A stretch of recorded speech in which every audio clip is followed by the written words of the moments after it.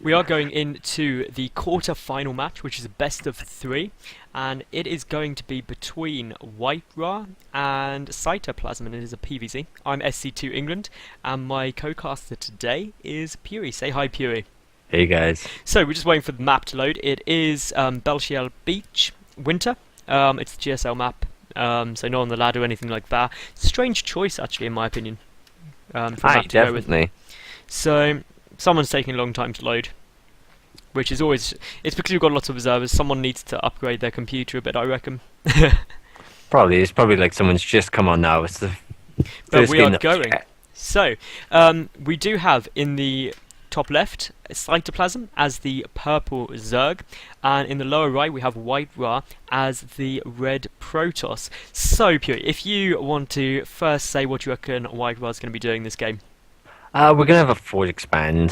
WhiteRa especially, he's very greedy, and this map, even though it's slightly harder to wall off because of how big the ramp is, it's still certainly doable. Maybe you just delay your Nexus a little bit, but like pretty much in PvZ you just Forge fast expand. We've seen people Forge fast expand on maps like Metalopolis, Dual Sight, maps where Forge fast expands are absurdly hard to defend. So this is well, as we can see, it's already happening. So And actually, on AiCytoplasm's side, he's gone for a 9 pull. 9 pool. So that was early.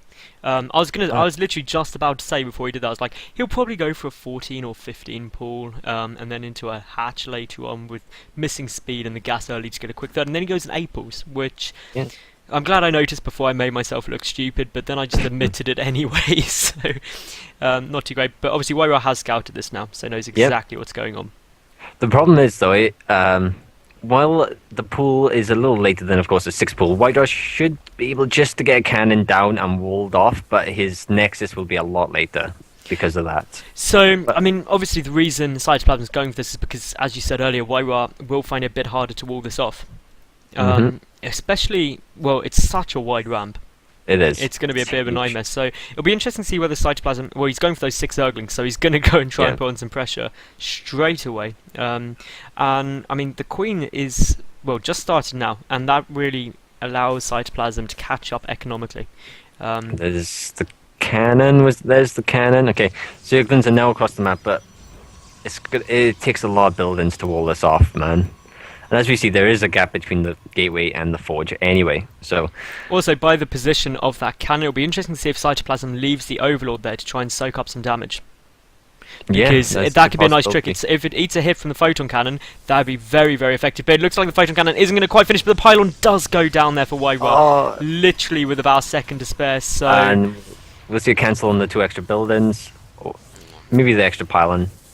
Well, he may just leave it, actually, because he's still got a wall there, which he was completing off with the probe, but he is going to go back in. And the Zerglings do manage to slip through, but only 4 survive. But obviously that's 4 Zerglings in your base. You do not want to be there.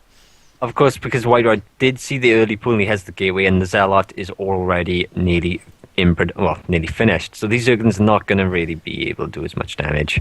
1 Zealot can take them out. WhiteRa will lose maybe a couple, and some mining time, which is important. But I mean, this is something that a lot of people forget, is the mining time is in a lot of ways more significant than actually losing the probes, because, well, he has managed to pick off 1, there was only 1 probe, but it was a good kind of, probably about 10, 12 seconds of lost mining time there in total. So I would still say, after all that, I think WhiteRa is, no, actually, Cytoplasm drone pretty hard behind all this. If we take a look at the work account, it is 17 to 18 in favour of AiCytoplasm, so... It's not too much, and also you've got to remember that WhiteRa doesn't have his Nexus started yet. Yeah, where Cytoplasm's is actually 2/3 complete. But there is going to be some 3 Zealot pressure being put on, and there's actually 2 more Zealots being queued up and rallied forward as well, so WhiteRa are going to very effectively use that second gateway he was forced to get, and this third base that AiCytoplasm is now just taking is going to be in a lot of problems. It is. And even then, like, these Zealots have not been spotted. So, having said that, it looks like WhiteRa's just going to go for the natural. That's what I would do. Personally, I wouldn't think that the 3rd was up, but I would go for his base because I have 3 Zealots. Yeah, and now he's got 2 more in production, and he's starting another 2 as well, so he's just going to mass Zealots up. Which, to be honest, looking at AiCytoplasm's base, he's got nothing to do with this. He's got no Rotron ready. There's only 2 Queens on the field, and the creep spread isn't there, so the zealots are going to be able to cut off those queens. And that is not going to be fun. One queen does go down near instantly, and now the one queen's dead as well. This is going to be a complete nightmare for Cytoplasm to deal with. If he gets the second queen, that's really big. The Zerglings are going to have to really struggle. They're going to really struggle to take out these Zealots, especially if WhiteRa moves and gets good positioning. You know, another 2 Zealots come in. There's still another 2 in production. The next is in production as well. Yeah, And of there's course 2 more coming across the map and 2 more in production as well. So this is massing up Zealots now, and the Zerglings are getting completely annihilated. The Queen is really the saving grace. Yeah, but there's just so many Zealots. When you have as many Zealots where like the Zerglings can't get us around, like that's really freaking good. And this hatchery's going to die. The hatchery's going to go down, but more importantly, Cytoplasm's not been able to drone at all during this, and he's losing so many lava through Zerglings, and also resources through dead Zerglings. I mean, if we take a look at the loss tab, it's 275 resources lost for WhiteRa to 1,000 now for Cytoplasm.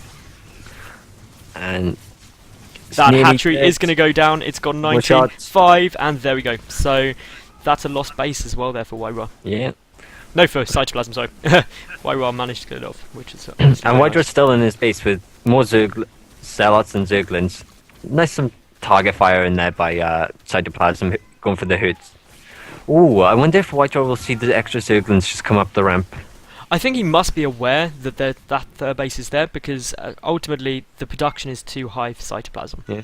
But it does actually look like Cytoplasm is going to, well, have to do something big. WhiteRa's allowing him to basically come at him because he's got a good wall off. He's getting out more Zealots still, and he's got, with that wall off, these Zerglings are going to be able to punch through anytime soon.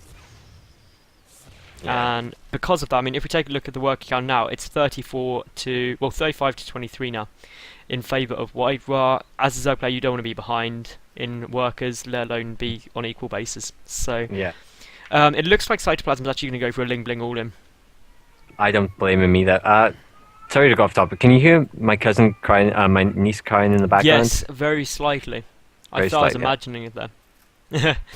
I'm lowering my mic output, so can you still hear me okay? I can still hear you fine. It hasn't changed at all for me. That's cool. Can you still hear her? Only very slightly. It is fine. Going back to the game, I mean, we've got, from WhiteRa, 4 additional gateways being added on to the 3 already there. So we can have a 7 gate push.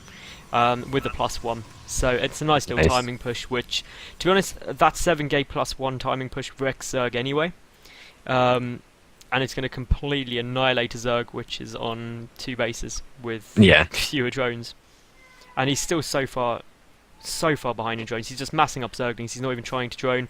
He's literally, I think Cytoplasm's plan is just mass up as many drones, many Zerglings as possible, make a whole load of banelings, and just try to baneling bust. And ultimately, all WhiteRa needs is some good force fields to hold that. That's pretty much, yeah. Like, it's pretty obvious when you look at Cytoplasm's natural and realize he hasn't taken his natural again. But of course, WhiteRa messed up his building placement and has walled in 2 stalkers. Because when you put 2 buildings like that horizontally next to each other, you have a too small a gap for your stalkers to get through. I don't think WhiteRa's noticed yet either. Now we will see both players go the opposite way around the map. Yeah. So they're going to completely avoid each other. And this is a lot of banelings. That is an awful lot of banelings. 21 banelings. And WhiteRa might spot this with the extra units. Oh, he's seen it. And he is just going to go for it, it looks like. Yeah. He's going to pick up his third, because I think he's going to open his sentries. Yeah, he does. No problem, he's just going to need a couple more. There goes down the force fields. The gateways are very low. The forge does go down, so does that second gateway. The Zerglings do get in, but there's so few units here for Cytoplasm. And the warp ends from WhiteRa will just save him anyway. And there's the GG. Easy peasy. So game 1 does go to WhiteRa.